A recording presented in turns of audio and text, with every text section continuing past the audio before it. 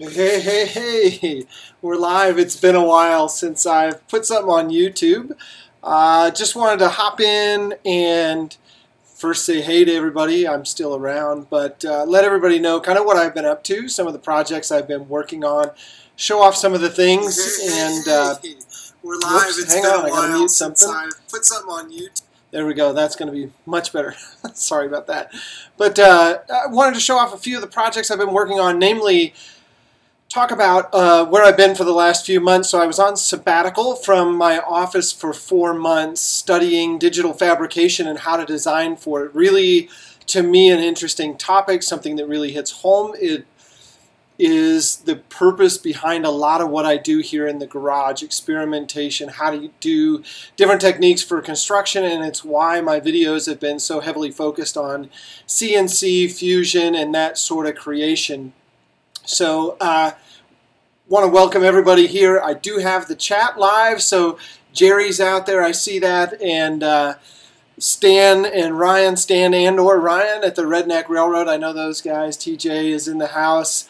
And if you guys don't check out the folks who are in the chat, you guys are missing out. I watch most of those YouTube channels on a very, very regular basis. I consider a lot of those folks friends. So I guess where I want to start is sort of maybe start from near history to further away history.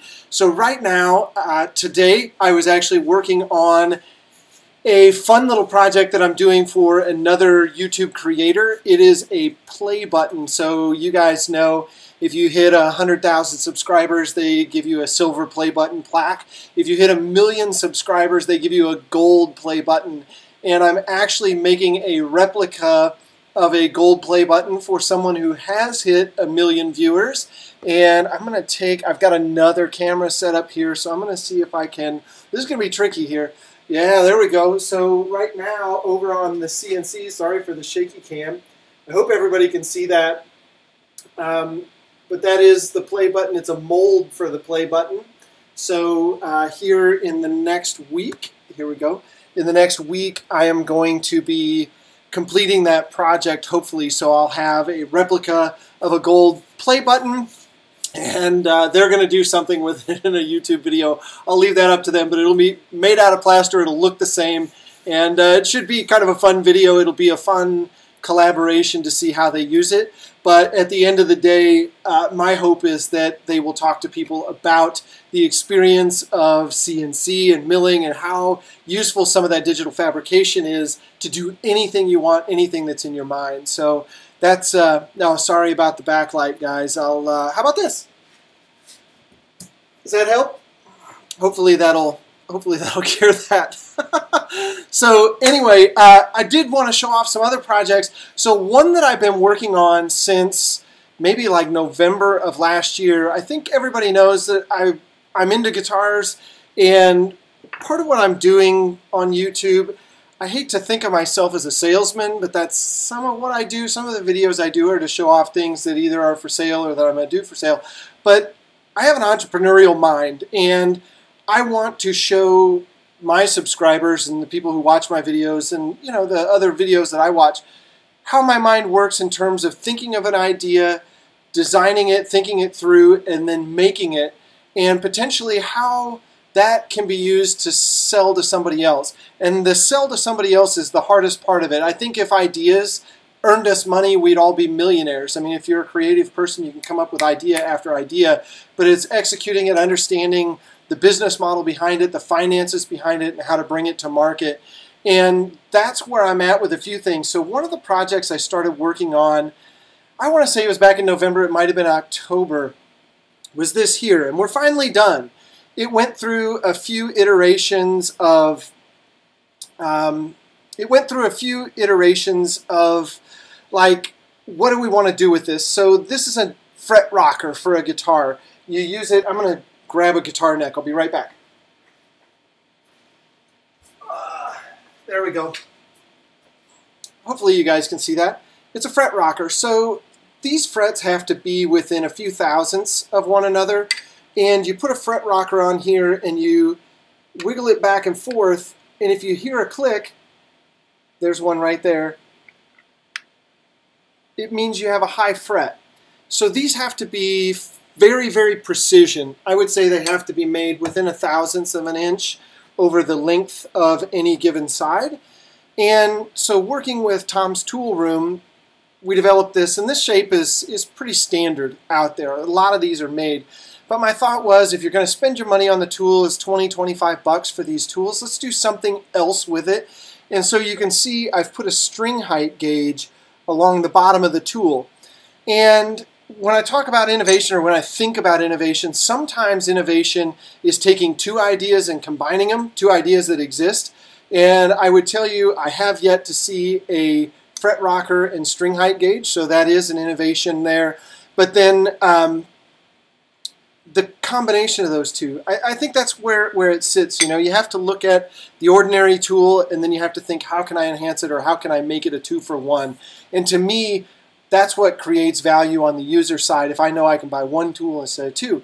But the process of making these, I want to pop up a picture here. So this is the first go at getting these things anodized. And I wish I could point to things on the screen, but I can't.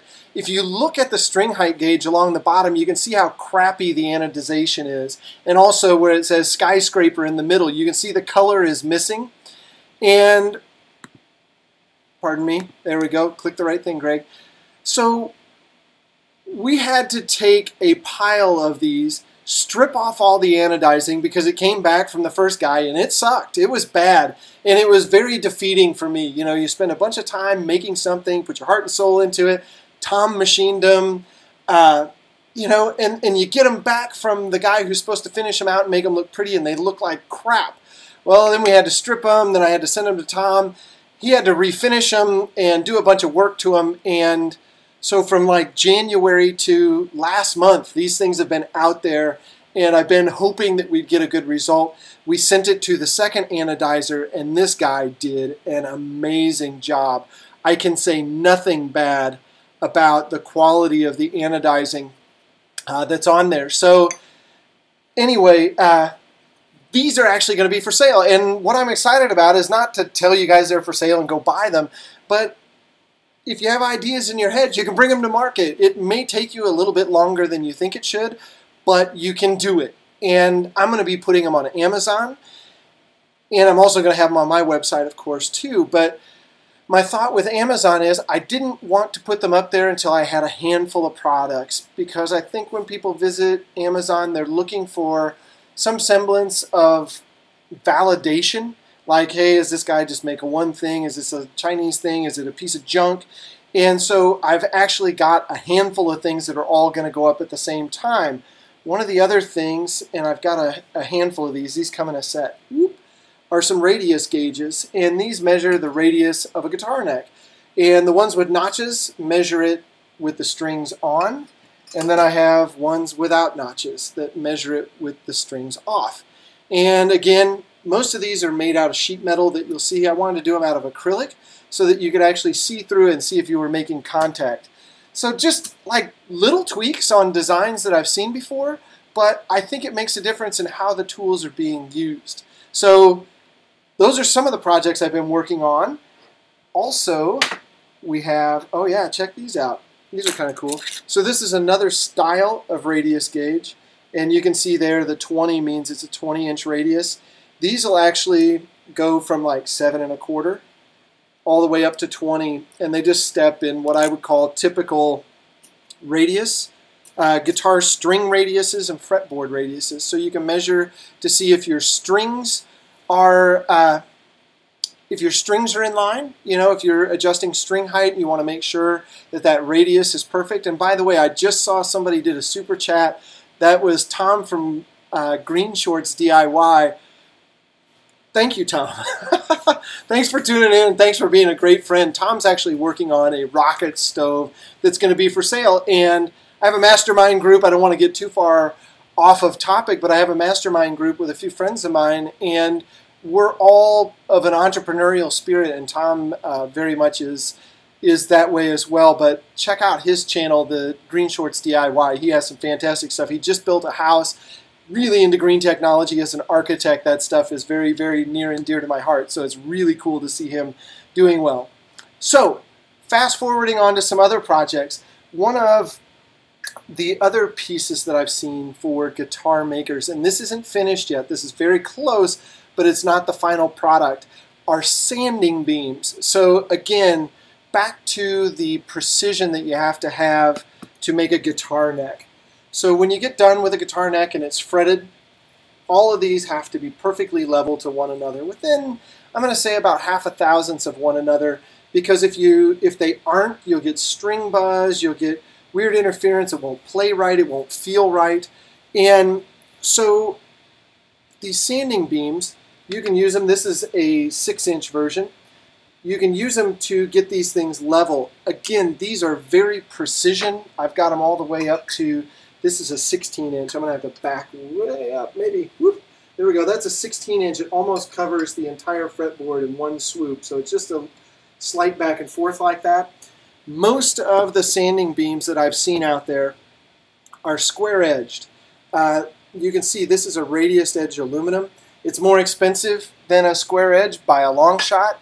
It's probably a little bit more difficult to work with, but in my humble opinion, as somebody who's made guitars and who fixes guitars, having that smooth edge to keep it from digging in on the edge of a piece of sandpaper as you go across the fretboard, I think is invaluable. So these are going to be out on Amazon as well, so it'll be a cool thing. And again, I'm not trying to do a sales job. I'm trying to communicate, coming up with products, thinking about how you design them and how they'll be seen in the marketplace. I want to ring a...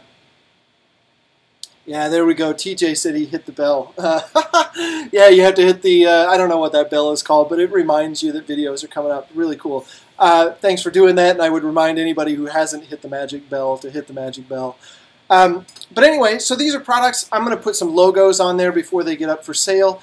But the thought is I want to have products ready for Christmas. And if you're going to have products ready for Christmas, you better start right now. You better have them ready to go somewhere around October, because Amazon will actually cut off the ability for new sales people to come forward onto Amazon. So I'm working on getting everything ready for October 1, hopefully.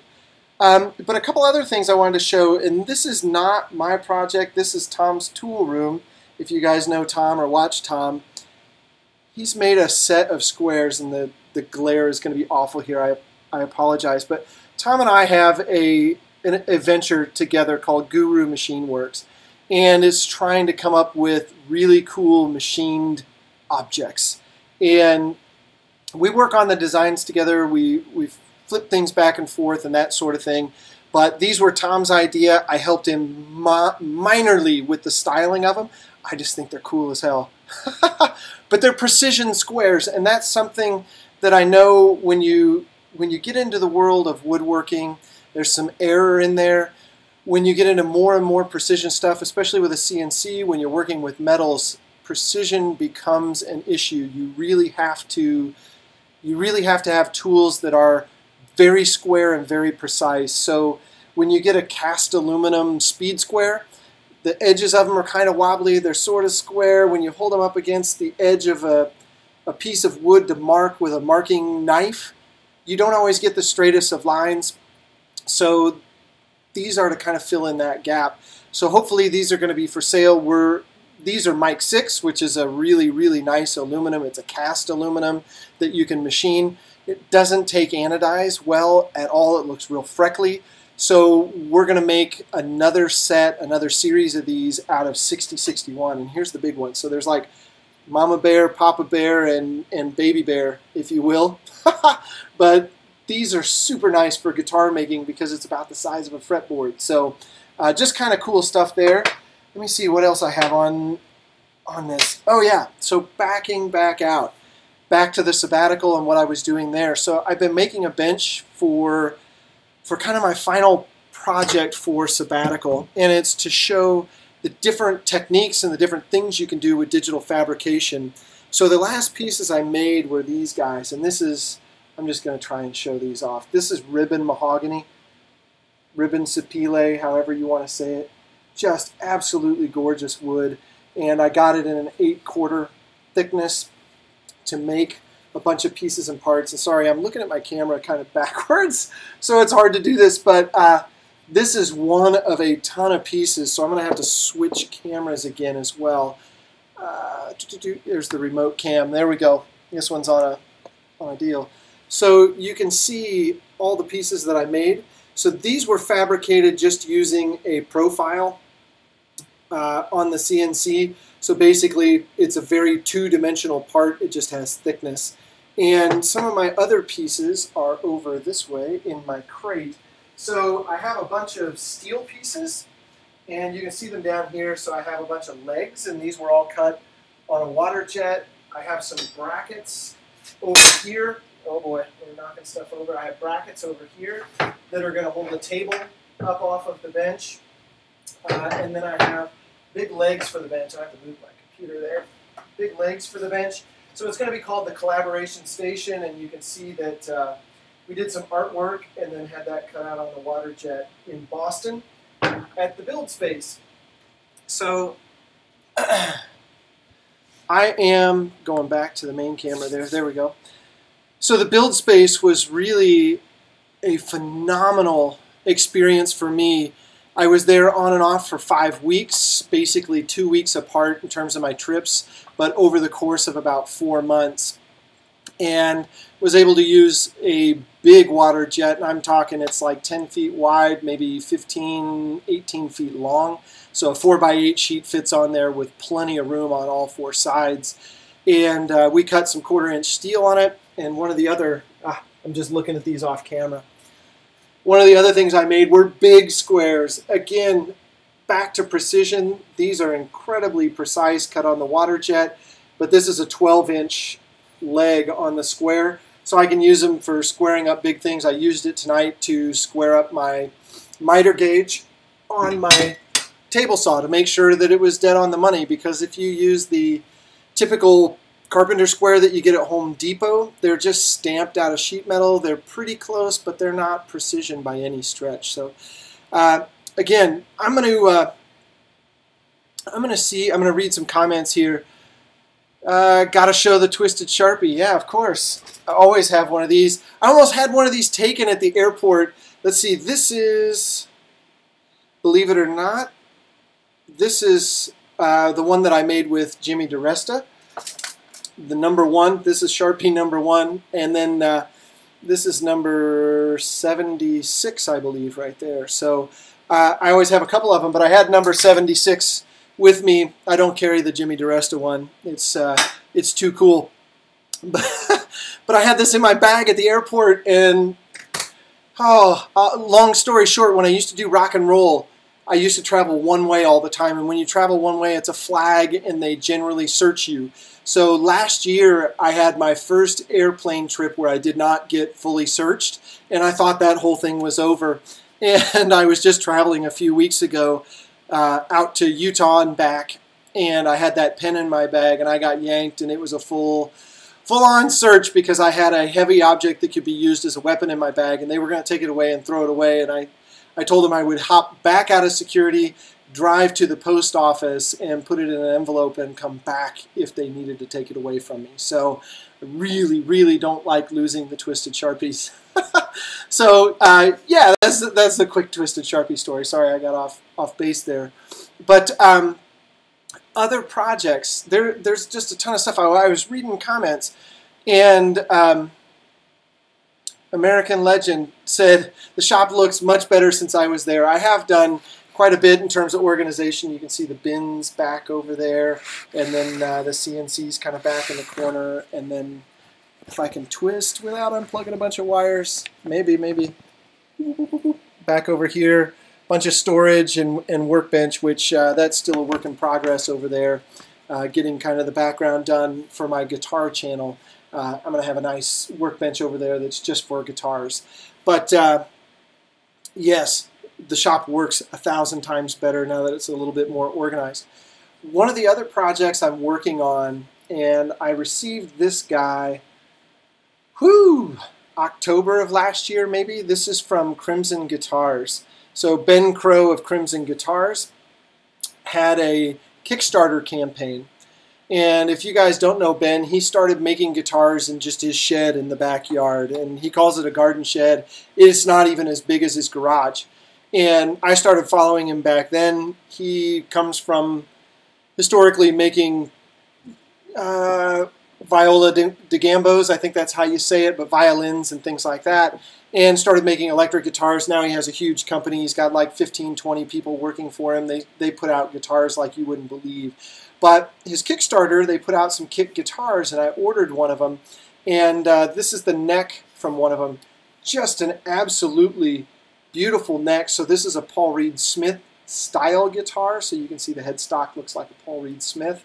And I inlaid a crow, and most people that look at it can't see the crow, but there's the beak down there. So it's like an angry crow. And his claws are here. So that's a little wing there, and then his big wing. So anyway, I put a crow on there because Ben's last name is Crow, Ben Crow. And I wanted it, you know, it's definitely a Crimson-made guitar, but with a Skyscraper or Greg Porter twist on the Crimson guitars. So this has been in the works. I've been working on it off and on probably for the last 6 months. I'm going to grab the body just real quick, so bear with me, folks.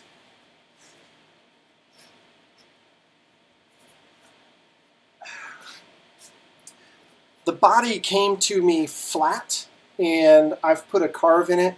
It's not exactly a PRS carve, but it's definitely reminiscent of a PRS carve. So you can see the big cutaway there for your pinky on your fretting hand. There we go. Yeah.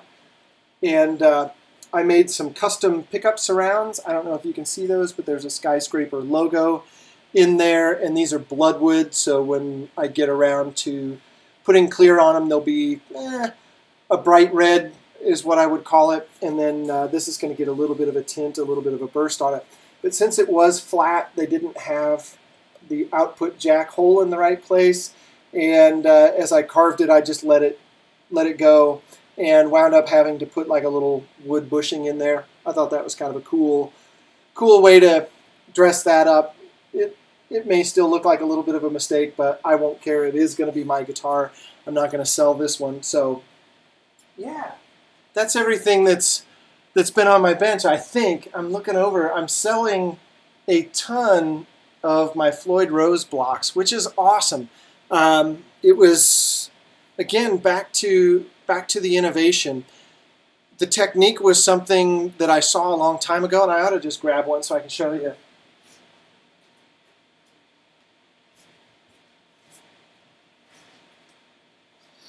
So this is the block that I'm talking about. I'm going to try it. There we go. Now you can see that there's some steps on it. And if you look at it, it's just kind of a wedge, and you use it to set up a Floyd Rose on a guitar, and it just wedges up behind something so you can tighten strings, and then you move some springs, and then it falls out. And we had always used like 9-volt batteries with electrical tape, and you basically had to make a different setup for every guitar you worked on, and this is just sort of a universal piece. And what I had been doing is making them 3/4 of an inch thick, and the way Floyd Roses are routed into a guitar, they're all different, and even the same exact guitar off of the same line might be slightly different. And so I was sanding them all by hand down to fit whatever specs somebody ordered them from. Whoever ordered it, I sanded it to their specs. So what I wound up doing is I have 4 sizes of these now, all the way from 1/4 inch thick to 3/4 inch thick. And you can just order the size that you need, or a lot of people just order all 4 sizes, because if you work on multiple guitars, you're going to want all the sizes. So whenever somebody brings one in, you just have what you need. So it's really been a fun product to develop, I guess, in that way. Very simple idea, but the execution, I think, works well, and the feedback I've been getting from them is that they do work very well for those who've been using them. I see Gary in the comments asked me, what about the fidget spinners? Any of those been selling? We've been selling a few here and there, but really the initial push was the big sale. I would tell you there's a little bit of a fad with them. I think some people still enjoy using them for sure. Some people collect them. But by and large, I think there's some propaganda machines out there that do very well at selling fidget spinners. I don't hop on the internet every day and talk about how great fidget spinners are. I think the one that Tom and I put together is pretty darn cool, and in terms of precision and quality, I think it's right up there with the top group of them. But they are a ton of work, and they are expensive to buy, and so you kind of put yourself in a category that's difficult for people to afford and that sort of thing. And actually, I've got one here. So this is mine. It sits down here, and it's a pretty darn cool spinner. This is one of the prototypes. I also have an official version upstairs, and this one's full of dust and everything else because it sits in my shop. But cleaned up, most of the fidget spinners go for like 6 to 8 minutes, somewhere in there, and some of them go upwards of 10 minutes. So it was a successful project in terms of us learning how to work back and forth. And when I say us, I mean Tom's tool room and myself learning to work back and forth in Fusion. I work on the modeling side, he works on the CAM side, and we establish rules and ways that we work, and it's been very successful for us. I did want to show off one other thing. So on the collaboration station bench, I'm using all thread, and here's a piece here. All thread, 5/8, and that's what's going to hold the entire thing together. So all of these little slat pieces have holes in them, and the all thread will be going through all the holes, and then I'll have spacers between each piece. But at the end of the day, when I was looking at the design, I thought, man, we're going to have all these nuts kind of exposed and gross and whatever out on the ends. Is there a way that we can dress these up? So these are a 3D printed, I don't know what you call them. I'm going to call it a nut cover, 3D printed nut cover that will snap on.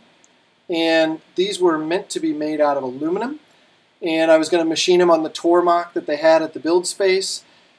And time did not allow me to do that. I wound up spending an extra day on the water jet. I spent an extra day on their ShopBot making wood stuff, which I wish I would have just not done that and done it at home, because I do have a CNC here that's quite capable of doing that work. But I have a huge block of aluminum sitting over on the end of my bench that was made to cut out, I think it was about a dozen of these guys. So that's the logo for the company that I work for. And I think they just look much better in aluminum than they do in plastic. But, it's back to that whole digital fabrication piece in that anything that's in your head, being able to create it. These were something that took me about an hour to design, and they were pooping out of the 3D printer shortly thereafter. So anyway, yeah, gosh, that feels like a whole ton of stuff that I'm working on. But it's true, that's how it goes around here. It's feast and famine. I never feel like I lack something to do. It's always been very busy here in the shop, trying to keep up with orders and trying to keep up with all the new ideas. I mean, the whole reason I work in here is to create things that are in my head and get them out of my head and into reality. So I don't know if anybody has any questions, or if anybody has any thoughts. I can definitely share anything else that's going on or anything that's in my head. I'm going to read through the comments here just a second. I see Buck's Woodshop. Hi, Matt. How are you doing? And Daryl's here from American Legend.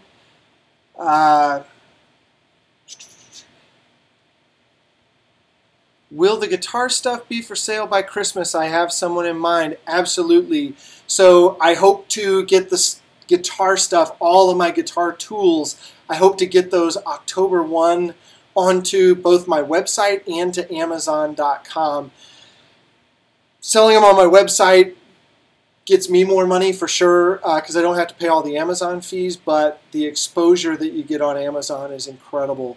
So I'm definitely going to be putting them up on Amazon just to see how it goes. It may be a big failure, but absolutely we'll have everything up and running on there by, like I said, October 1 is my target date. I have all the pieces and parts. I just need to get some photographs taken and some graphics on a couple of the pieces, and they're ready to sell. So I'm excited about it. I've got, I think, all the stuff set up on the back end of Amazon, which is, you know, if you guys ever have ideas for something you want to build and sell, it's kind of a bear sometimes to work out the marketing side and the sales side of your ideas. That is where the rubber meets the road, so to speak. But I've been on here for 30 minutes. I'll ask again if anybody has any questions, and I'll answer those, and if nobody does, I'll hop off. So let's see. I'm going to read through. How did you find that there, Greg? I was going from design to running parts on the CNC. Go smooth. Or was there lots of hiccups? Oh, well, okay, the process between Tom and I.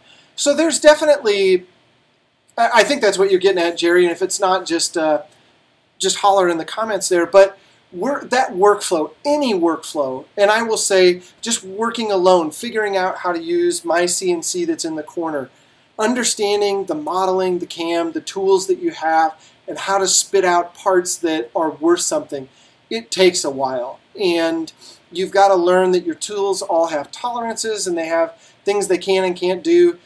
And so I would tell you on my CNC, getting the first part that was like rock solid probably took me a solid week of working on and off at night.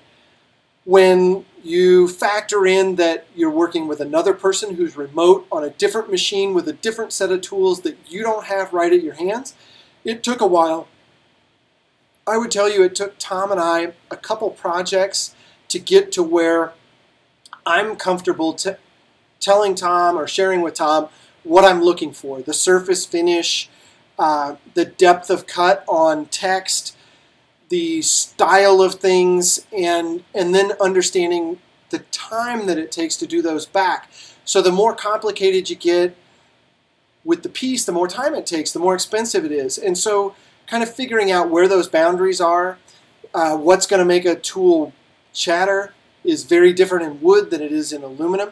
So I would tell you, Jerry, that it probably took us a solid month to work out to get a part out of the machine, out of Tom's machine, from my brain into the computer, out of Tom's machine.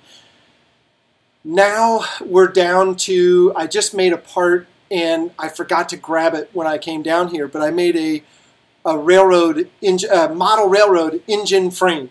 My dad is a big model railroader. He has an engine that sucks. The motor and the drivetrain don't work right. So he bought a different set of motors that are in trucks, and he wanted a frame to be able to put those trucks on and attach it to the body of the engine.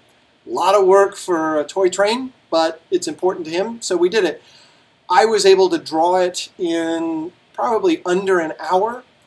I sent it off to Tom. He cammed it and machined the first prototype before noon the next day. So I modeled everything Friday night at 8 or 9 o'clock. He had the models by 10, let's say, Friday night.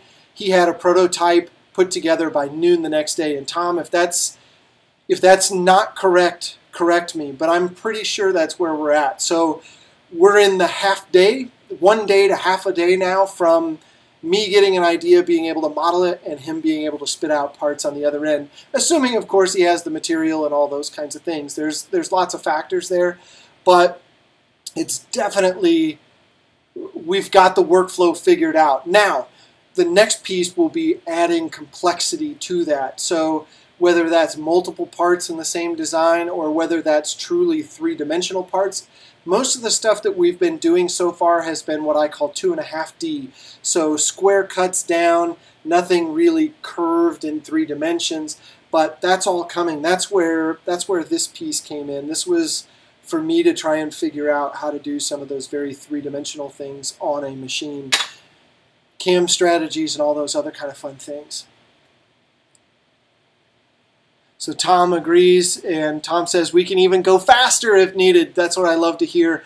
Part of that is also templating. So if anybody's been using Fusion, and if you're using any of the CAM side of Fusion, some people just use Fusion, and you can actually 3D print directly from Fusion now and using Print Studio. It is amazing.